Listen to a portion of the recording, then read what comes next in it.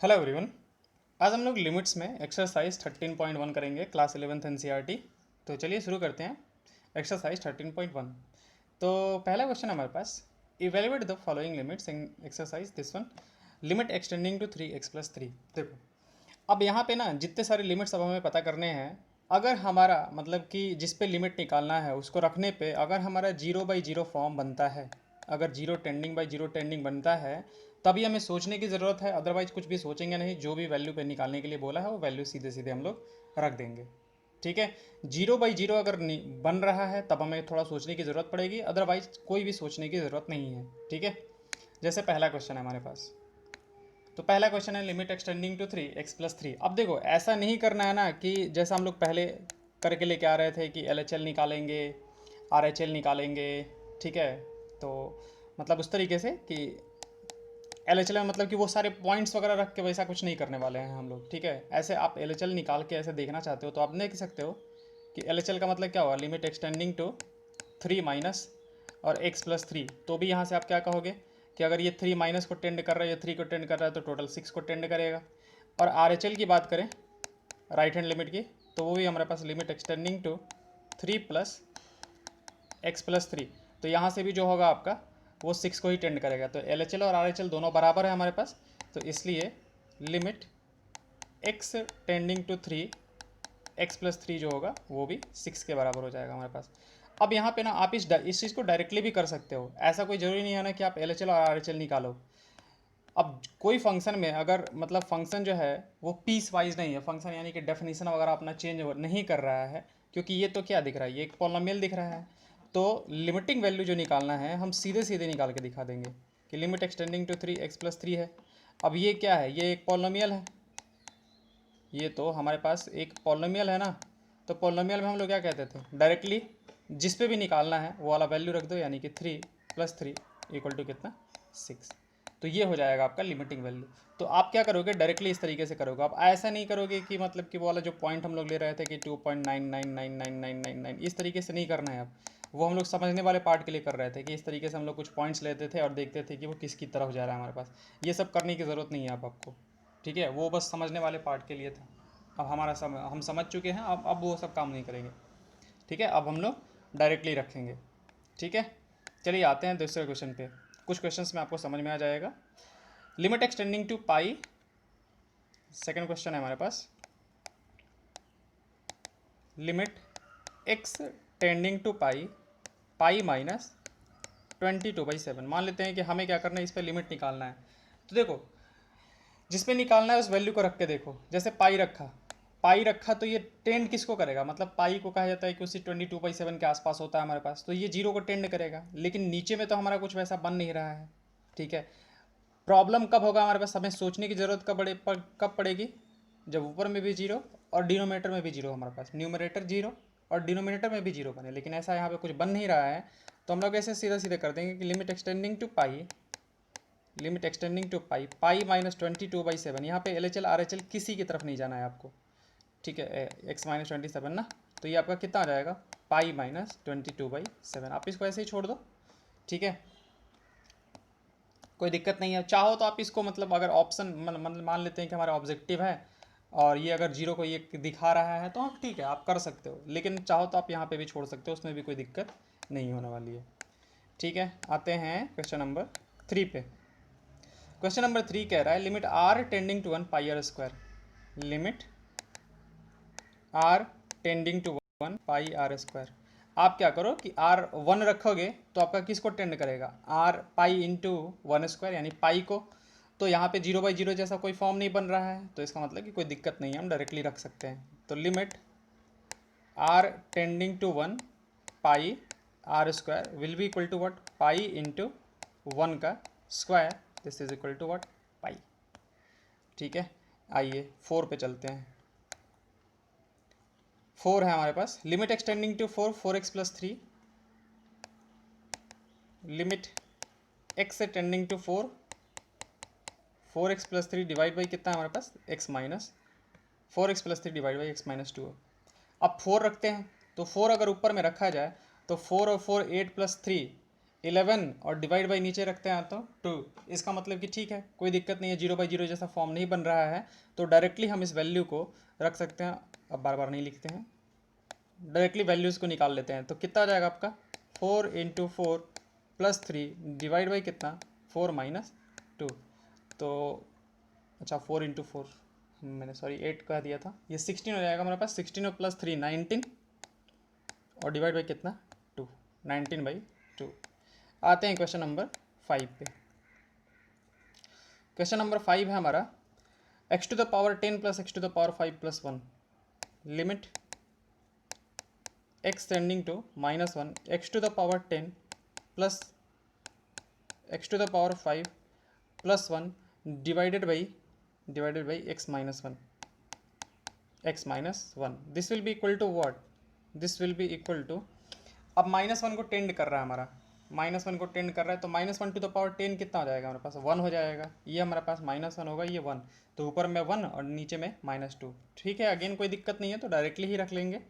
तो कितना आ जाएगा आपका -1⁻10 प्लस -1⁻5 + 1 होल डिवाइडेड बाई -1 तो this is equal to -1⁻10 1, this one is -1 + 1 and this one is -1 ये आपका चला गया, तो वैल्यू कितना जाएगा -1/2, ये वैल्यू निकल के आ जाएगा।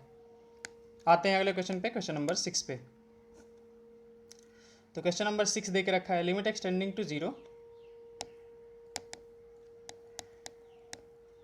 1 + x⁵ -1 होल डिवाइड बाई कितना x, 1 + x⁵ -1 divide by x। अब x को जब 0 रखोगे तो आप कितना बन जाएगा 1⁵ 1 - 1 0 डिवाइड बाई 0। अब ये 0/0 का फॉर्म है, अब ये 0/0 का फॉर्म है, तो हम लोग यहाँ पे डायरेक्टली नहीं रख सकते हैं। अब इसको थोड़ा सॉल्व करने की ज़रूरत पड़ेगी। अब सॉल्व किस तरीके से करेंगे, तो हम लोगों ने एक फॉर्मूला पढ़ा था कि limit x tending to a x⁻n - a⁻n divide by x - a जो होता है वो किसके बराबर होता है, वो होता है na⁻n - 1 के बराबर। ठीक है, अब वही काम हम लोग यहाँ पे करने वाले हैं। तो सबसे पहले काम करते हैं, ये 1 + x को यहाँ पे कुछ t रख देते हैं, तो 1 + x की जगह पे t रखेंगे। अब x 0 को टेंड करेगा, अगर x आपका 0 को टेंड करेगा तो t किसको टेंड करेगा, t 1 को टेंड करेगा। मतलब यहाँ पे जब आप इसको 0 को टेंड कराओगे तो 1 + something 0 tending is equal to 1 tending, तो t आपका किसको टेंड कर जाएगा 1 को टेंड कर जाएगा। हम इससे देख के बता रहे हैं। तो आपका ये क्या बन जाएगा, limit t tending to 1 + x की जगह पे तो हमने t रख दिया, तो t⁵ -1 और होल डिवाइड बाई x की जगह पे कितना रख दिया जाए t-1। तो देखो, तो स्टैंडर्ड फॉर्म बन गया, ये स्टैंडर्ड फॉर्म बन गया। तो स्टैंडर्ड फॉर्म बन गया तो बस शुरू कर देते हैं। कितना आ जाएगा na⁻n-1 n कितना है हमारे पास 5 × a⁻, यानी कि 1 कितना n-1 यानी कि 4 इज इक्वल टू कितना 5। ठीक है, ये आपका इसका आंसर हो जाएगा। अब वहाँ पे t रखो और चाहे x रखो और चाहे y रखो, उससे कोई फर्क पड़ने वाला नहीं है, लिमिटिंग वैल्यू जो है आपका वो 5 ही आएगा। चलिए अगले क्वेश्चन पे चलते हैं, क्वेश्चन नंबर 6 पे। तो क्वेश्चन नंबर 6 है हमारा, अच्छा ये क्वेश्चन नंबर 6 ही था। क्वेश्चन नंबर 7 की बात किया जाए तो x tending to 2 3x² - x - 10 3x² - x - 10 limit x tending to 2 3x² - x - 10 divide by कितना है हमारे पास x² - 4 x² - 4। ओके, अब 2 को रखा जाए तो ऊपर में देखो कितना हो जाएगा 2 2 या 4 और टाइम्स 3 12 -2 -10 12 12 0 12 - 12 0 डिवाइड बाई 0। तो अगेन 0/0 फॉर्म है, तो अब डायरेक्टली इसको नहीं निकाल सकते हैं, नहीं निकाल सकते हैं तो क्या करना पड़ेगा हमें, इसको फैक्टराइजेशन वाले मेथड से करना पड़ेगा। तो चलिए करते हैं, लिमिट x टेंडिंग टू 2। ठीक है, अगर हम ऊपर वाले को फैक्टराइज करें तो 3x² और 10 × 30 5 × 30 माइनस का 6x प्लस का 5x -10 होल डिवाइड बाई कितना करना पड़ेगा हमें, x minus two into x plus two. This will be equal to limit x tending to 2. अगर 3x को बाहर किया जाए तो x माइनस टू और प्लस 5 को बाहर किया जाए तो x minus two whole divided by कितना आ जाएगा आपका, x minus two into x plus two. This will be equal to limit x tending to 2. ये बन जाएगा आपका x माइनस टू इंटू कितना 3x plus 5 whole divide by x minus two into कितना x plus two. X minus two आपका चला गया. अगर 2 को टेंड कर रहा है हमारे पास तो 3 दूनी का 6 5 11 और बटे कितना हो जाएगा 4. तो 11/4 जो होगा वो इस क्वेश्चन का आंसर हो जाएगा. चलिए आते हैं अगले क्वेश्चन पे. अगला है हमारे पास a limit extending to 3x to the power 4. Limit x tending to 3x to the power 4 minus 81 divided by 2x square minus 5x minus 3. 2x square minus 5x minus 3. Okay, 3 को tend कराया तो ऊपर में 0 को tend कर गया. नीचे में 3 को टेंड कराएगा तो 3 3 9 9 दूनी का 18 और 15 3 18. 0/0 फॉर्म बन रहा है अगेन हमारे पास. ठीक है, ऊपर में भी 0 टेंडिंग, नीचे में भी 0 टेंडिंग. तो बस शुरू हो जाते हैं फिर फैक्टराइजेशन वाले मेथड से, या फिर जिसको हम लोगों ने बोला था कैंसलेशन मेथड. तो x टू द पावर 4 में हम इसको मतलब कि एक्स स्क्वायर का स्क्वायर और माइनस 9 का स्क्वायर लिख सकते हैं. और होल डिवाइड बाई नीचे में अगर 3 दूनी का 6 फैक्टराइजेशन किया जाए तो माइनस का 6x और प्लस का x minus 3. This will be equal to limit x tending to 3. इसको क्या लिखा जा सकता है, एक्स स्क्वायर माइनस 9 और टाइम्स एक्स स्क्वायर प्लस 9. और नीचे वाले में से अगर हम लोग 2x को बाहर करें तो हमारा बन जाएगा x माइनस 3 और प्लस 1 टाइम्स कितना x minus 3. This will be equal to limit x tending to 3. X square minus 9 को अगेन करते हैं फैक्टराइज तो ये x minus 3 into x plus 3 बन जाएगा. ये एक्स स्क्वायर प्लस 9 है और होल डिवाइडेड बाई बन जाएगा हमारे पास 2x प्लस 1 इंटू हमारा बन जाएगा x माइनस 3. अब ये x माइनस 3 और x माइनस 3 हमारा कैंसल आउट हो गया. अब कोई दिक्कत नहीं है. 3 को टेंड कराया तो ऊपर में कितना बन जाएगा 3 plus 3 6 into 9 plus 9 whole divided by 3 times 2 6 plus 1 7. तो कितना आ जाएगा हमारे पास 18 टाइम्स 6 108 डिवाइड बाई कितना 7. ये बन जाएगा आपका. चलिए आते हैं अगले क्वेश्चन पे. Limit x tending to 0 a x plus b upon c x plus 1.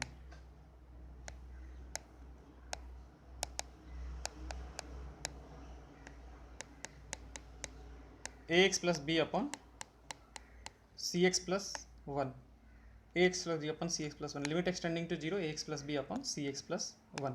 ठीक है, चलिए करते हैं इसको. एक्स 0 को टेंड कर रहा है, हमारा 0 को टेंड कर रहा है तो ऊपर में किसको टेंड करेगा b, नीचे में 1. बस ये तो कोई दिक्कत नहीं है. यहाँ पे तो 0/0 जैसा कोई फॉर्म भी नहीं बन रहा है हमारे पास. b divide by c into 0 और प्लस 1. तो आपका सीधा सीधा वैल्यू कितना आ जाएगा b/1. क्वेश्चन नंबर 10 है हमारे पास. z to the power 1/3 minus 1. Limit z tending to 1. z to the power 1/3 minus 1. z to the power 1/3 minus 1 whole divide by z to the power 1/6 minus 1. चलिए अब इसको again x to the power n minus a to the power n वाला फॉर्मूले से करेंगे हम लोग. तो लिमिट z टेंडिंग टू 1. ऊपर में तो हमारे पास ठीक है z to the power 1/3 minus 1, मतलब इसको 1 टू द पावर 1/3 लिखा जा सकता है. लेकिन हमारे पास नीचे में z माइनस 1 नहीं है तो हम लोग z माइनस 1 बनाएंगे. यहाँ पे z माइनस 1 से मल्टीप्लाई कर देंगे और ये बन जाएगा हमारे पास z to the power 1/6 minus 1. अब दोनों को लिमिट आप अलग अलग कर लो, यानी कि ये limit z tending to 1 z to the power 1/3 minus 1 to the power 1/3 divide by z minus 1. इसको अलग कर लिया और into limit z tending to 1 actually काम करते हैं, इसको नीचे लेके चलते हैं, इसको नीचे लेके चलते हैं 1 upon limit z tending to 1 z to the power 1/6 minus 1 divide by कितना जेड माइनस 1। ठीक है, अब ये क्या बन गया, x to the power n minus a to the power n upon x minus a type का। तो क्या होता है n times a to the power n minus 1 1/3 minus 1 into 1 upon, इसके लिए कितना हो जाएगा 1/6 into 1 to the power 1/6 minus 1। ठीक है, अब 1 टू द पावर चाहे कुछ भी करेंगे वो तो हमारा वही रह जाएगा। तो this will be equal to what 6/3, value कितना आ जाएगा आपका 2 के बराबर। चलिए आ जाते हैं अगले क्वेश्चन पे। ठीक है, वो स्टैंडर्ड फॉर्म हमें बनाना था, बस स्टैंडर्ड फॉर्म बनते ही हमारा आंसर आ जाता। ये हो गया आपका ax² plus bx plus c upon cx² plus bx plus x tending to 1।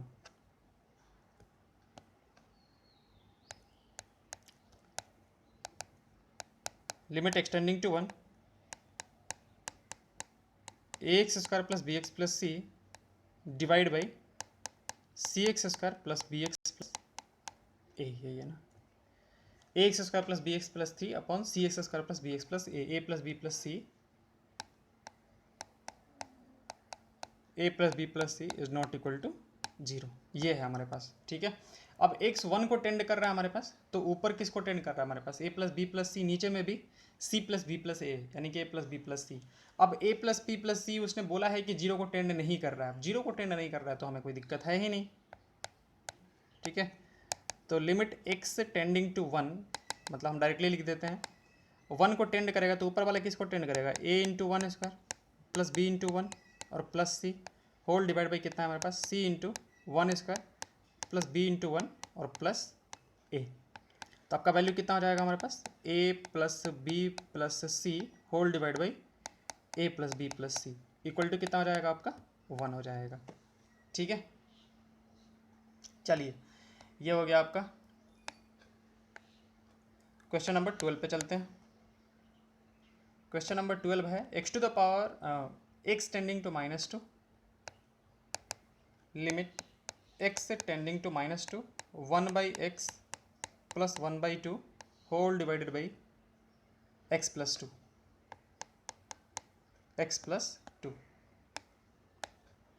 This will be equal to, अब x -2 को अटेंड करें तो ऊपर में 1/-2 प्लस 1/2 0, नीचे में भी 0, यानी कि 0/0 फॉर्म है। अब 0/0 फॉर्म है तो डायरेक्टली नहीं निकाल सकते हैं, सॉल्व करना पड़ेगा, थोड़ा सॉल्व करते हैं। लिमिट x टेंडिंग टू -2, अब ऊपर वाले को सॉल्व किया जाए तो बन जाएगा x plus 2 divide by 2x, LCM लेके और नीचे लेके आ गए x प्लस 2। अब ये x प्लस 2 कैंसिल आउट हो गया आपका, तो बना क्या 1/2x। Limit x tending to -2 1/2x बना। अब x को टेंड करेगा तो ये वैल्यू, मतलब x -2 को टेंड करेगा तो ये वैल्यू आपका -1/4 को टेंड कर जाएगा। So easy. क्वेश्चन नंबर 13 की तरफ आते हैं। 13 है आपका sin ax by bx limit extending to 0, limit extending to 0 sin ax by कितना bx। ठीक है, अब हमने एक स्टैंडर्ड फॉर्म पढ़ा था, स्टैंडर्ड फॉर्म हमारा कुछ ये था कि limit x tending to 0 sin x by x जो होता है हमारे पास वो कितना होता है 1 होता है। लेकिन हमने एक चीज़ यहाँ पे बोला था कि साइन का जो आर्ग्यूमेंट है वही आर्ग्यूमेंट नीचे में, मतलब वही चीज़ नीचे में भी होना चाहिए और आर्ग्यूमेंट जो है वो 0 को टेंड करना चाहिए। तो अब यहाँ पे x अगर 0 को टेंड कर रहा है तो डेफिनेटली ये 0 को टेंड कर रहा है, लेकिन एग्जैक्टली ये वाला जो पार्ट है ना वो नीचे में नहीं है हमारा। तो एक काम करते हैं हम लोग बनाएंगे उसको, कैसे, limit x tending to 0 sine ax उसका आर्ग्यूमेंट है तो नीचे में ax लिख दो और इस ax को हटाने के लिए यहाँ पे x लगा दो और नीचे में कितना bx कर दो, तो ax आपका ax चला जाए, सॉरी। अब साइन ax बाई ax जो होगा वो आपका कितना हो जाएगा 1 हो जाएगा, यहाँ से x चला गया आपका, तो वैल्यू कितना आ जाएगा a बाई बी, सीधा वैल्यू जो हो जाएगा आपका कितना आ जाएगा a बाई बी आ जाएगा। ठीक है, क्योंकि ये देखो ये आपका स्टैंडर्ड बन चुका है, अब इसका आर्गुमेंट जो है वही चीज़ आपका नीचे में भी आ चुका है और वो 0 को भी टेंड कर रहा है, तो आपका वो 1 हो जाएगा। आते हैं क्वेश्चन नंबर 14 पे। क्वेश्चन नंबर 14 है आपका limit extending to 0 sine a x by sine b x, limit extending to zero, sine a x by sine b x, a और बी जो बोला है वो is not equal to zero. क्यों बोला है नॉट इक्वल टू जीरो? क्योंकि अगर वो जीरो हो गया ना तो ऊपर में साइन जीरो, नीचे में साइन जीरो हो जाएगा, तो exactly zero by exactly zero हो जाएगा, जो कि नॉट डिफाइंड होता है, हमने बोला था। ठीक है, उसके बारे में बताया था कि exactly zero by exactly zero जो होता है ना वो नॉट डिफाइंड होता है। ये जो होता है वो आपका नॉट डिफाइंड होता है। हम लोग जो पढ़ रहे हैं ना वो zero tending by zero tending के बारे में पढ़ते हैं। ठीक है, ये तो आपका जीरो बाई जीरो कभी भी नॉट डिफाइंड ही रहेगा। ये हम लोग zero tending by zero tend करते हैं, क्योंकि एक्स अगर जीरो को टेंड करेगा तो अब आपका साइन जीरो को टेंड करेगा और नीचे में भी साइन जीरो को टेंड करेगा, तो वो zero tending by zero tending होता है। तो यह आ जाए आपका लिमिट एक्सटेंडिंग टू जीरो। अब साइन ए एक्स है, साइन ए एक्स है तो इसका आर्ग्यूमेंट ए एक्स है, वही चीज़ नीचे में हमें चाहिए, ए एक्स कर दिया, ए एक्स से मल्टीप्लाई भी कर दिया, ये बन गया आपका। अब साइन बी एक्स की बात करते हैं, तो साइन बी एक्स में हमें क्या चाहिए, नीचे में बी एक्स चाहिए, तो इंटू बी एक्स कर दिया। अब अलग अलग लेके लिमिट निकालोगे जब, तो अब थोड़ा सा हम लोग कर सकते हैं आगे कि ये जो है आपका ये तो वन बन जाएगा, ये जो है ये भी आपका कितना बन जाएगा, वन बन जाएगा, ये x से x चला जाएगा, तो अगेन आपका जो वैल्यू होगा that will be equal to what, a by b. ठीक है, आई होप हाँ यही आएगा, a बाई बी आ जाएगा। ठीक है, चलिए इसके आगे नेक्स्ट वीडियो में कवर करेंगे। Thank you.